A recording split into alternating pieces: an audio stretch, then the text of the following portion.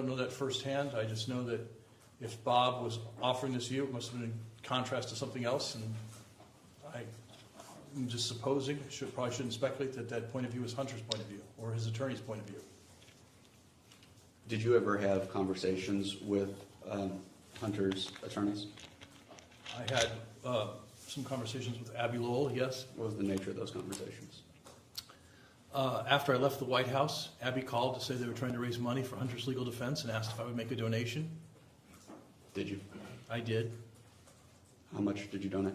Donated $5,000. Abby Lowell's former firm, I believe, is suing Hunter Biden for unpaid legal fees. Are you aware of that? I'm not aware of that, but the sense I got from Abby was that Hunter was very behind on his legal bills and that his firm was pressuring Abby to drop the representation because he wasn't getting paid promptly and adequately, and so it sounded like a pretty difficult situation. Are you aware of anybody else in the White House donating money for Hunter Biden's legal defense? I'm not aware of who the donors were. Again, I had left the White House when I made this donation.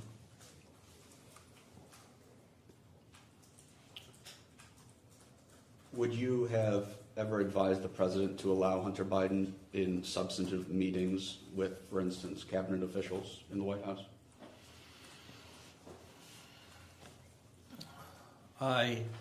The question never came up, and so I never offered the president advice on it. If President Biden walked up, approached you and said Hunter Biden is going to show up in this meeting, would you have advised that? I can't speculate on what I would have said. Again, it never came up, and so I never offered advice on it. Did you view Hunter as a political liability to the president?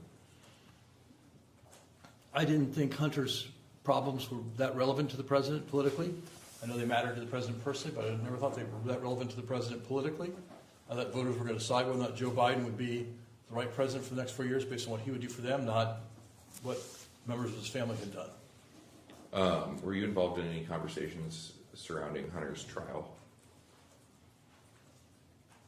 Not that I recall, no. You don't recall whether or not President Biden wanted to testify at Hunter's trial? I don't recall that, no. Do you recall if the First Lady wanted to testify at Hunter's trial? I don't know. Do you feel like the president enabled Hunter? I'm not sure what the word enabled means. I think that the president, loved his son, but this son was an adult male and, fully grown adult and did what he wanted to do. I don't think the president was concerned about his health and concerned about his grandchildren, but I don't think the president was involved in Hunter's businesses or anything like that, and so his children don't always listen to their parents. Did you ever feel like Hunter Biden was was manipulating the president in any way? Not that I'm aware of, no.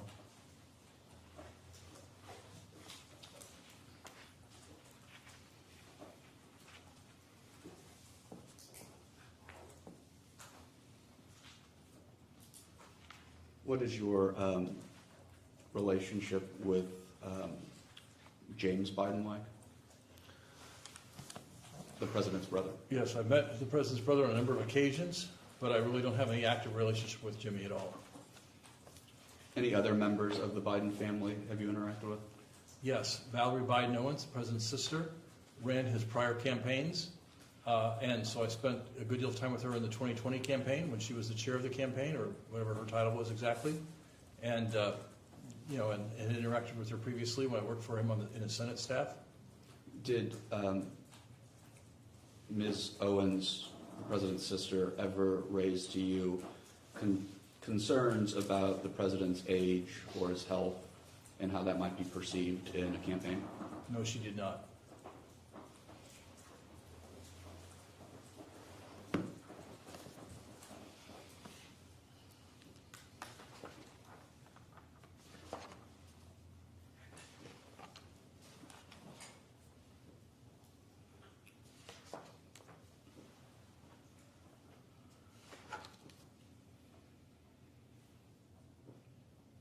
I want to talk about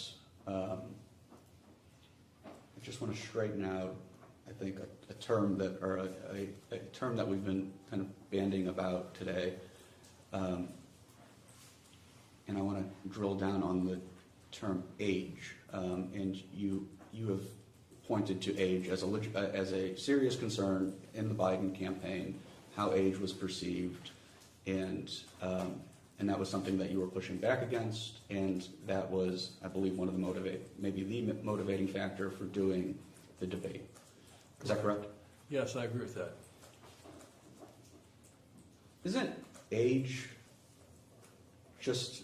isn't that a euphemism for some of the things that come along with age, like a physical decline, a mental decline, cognitive decline? Can you help me understand what you mean by the concerns surrounding the president's age? Well, you'd have to ask the voters who had those concerns specifically what they had in mind. It was showing up in polls. I think that there's definitely a number of people in America today who think that political leaders in general are too old, and have directed that at members of the House and Senate as well. I just think there's a general view that there are voters who want younger elected officials, and President Biden was one of the targets of that, as was Speaker Pelosi, Senator Schumer, and others, Senator McConnell and others. I'm going to introduce as Exhibit 5 an article from USA Today dated June 30th, 2024, entitled "More than 70% of voters say Biden doesn't have mental cognitive health to serve," the poll says. Yes. If you'd like to take a minute to read this article, I'm happy to go off the record. Just in a second.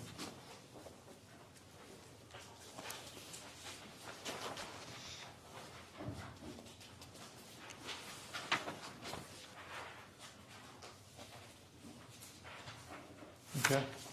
So,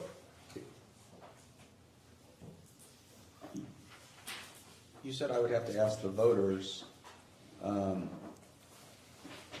about the concerns about age, but it seems that that work was actually done for me.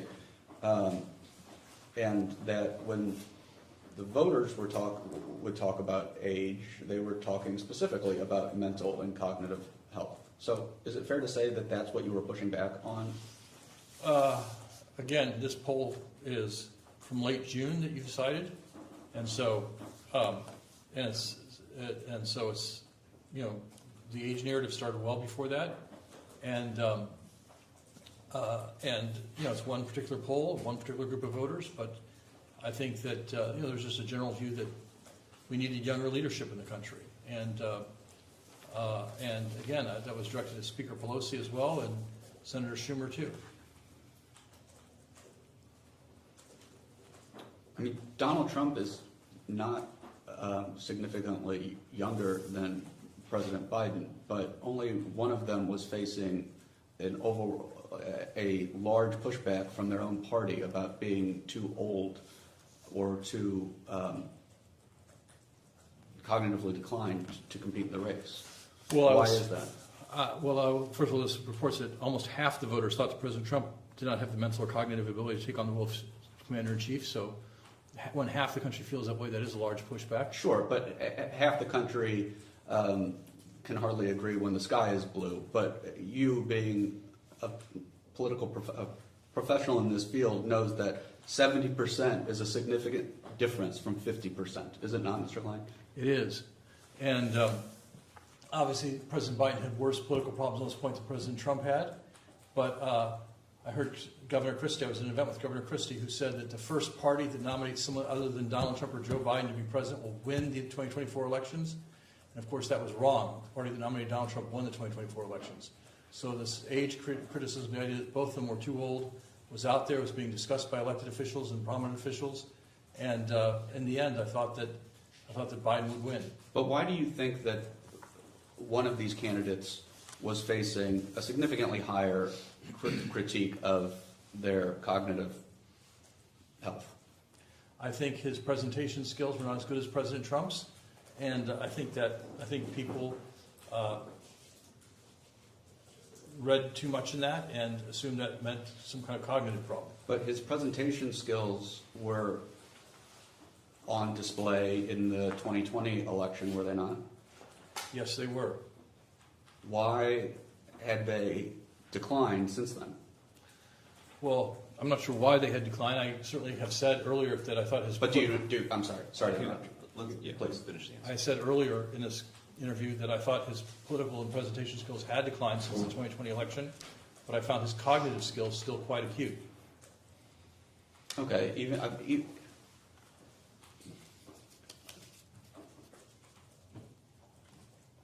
President Trump sat for a cognitive test. President Biden never did. Did you ever? Why do you think that is? You'll have to ask President Trump why he sat for a cognitive test. I think the president's doctor never thought he needed a cognitive test. It was his doctor's decision to make.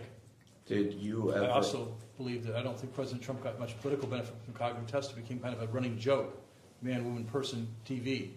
And I'm not sure that he gained much benefit in that. And you still see that 49% of voters thought that he lacked the mental or cognitive ability to take on the role as commander-in-chief. So I don't think the cognitive test put an answer to it. Do you think it would have not served President Biden well to sit for a cognitive test? I don't know. I don't know on what basis I would form that opinion. I'm not a doctor. I'm not a neurologist. I'm not a cognitive specialist. As I said, in my experience, President Biden was always mentally sharp. I thought his political skills and his communication